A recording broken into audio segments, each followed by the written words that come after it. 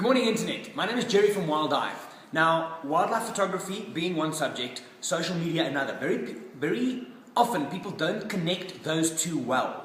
And when they start sharing on platforms such as Facebook, Twitter, Instagram, take your pick, there seems to be a bit of a disconnect. Couple of questions. I'm going to dig more into this in future, but come with me. I'm going to ask the guys in the office a few questions. They don't know about this, mind you. Andrew, social media and wildlife photography. Your favorite platform and why? It's an interesting one. Twitter's changed recently because now you can start to share a couple of images on there. So that's gone from just being a pure text to being quite imagery driven, and it's very easy for people to share on there. Facebook, obviously, there you're competing with a whole bunch of other things as well. There's a lot of guys putting imagery up there. You're not really getting the value perhaps that you would on other platforms because people just like to say, yes, I like it, or sweet, and that sort of stuff. So it's an interesting one. But I think Twitter's probably becoming more of a stronger platform for me now that they've got the visual aspect in it. Nice. Yeah. Thank you. The one thing you mentioned there was value. So, is sharing more a better thing, or is it more about selecting your images and sending them out there? Marlon, whose phone just rang, but we'll talk to him about that later. Social media and sharing of wildlife images. What is your pet peeve? What do you hate? Go. Oh, didn't expect that one. You see, he didn't know about this. Go. What do I hate?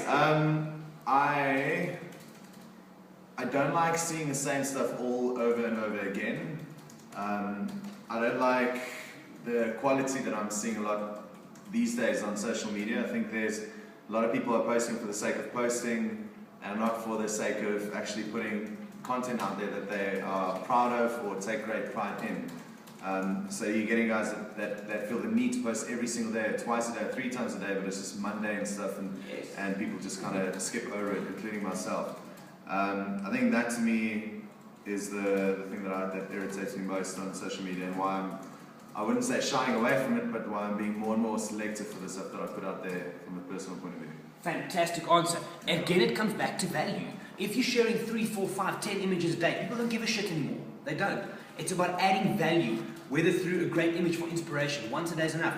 Whether you're teaching someone something, do you add value? Next one, I'm going to ask Penny her question. So I forgot it for a second. Oh, how many times a day do you share images and why?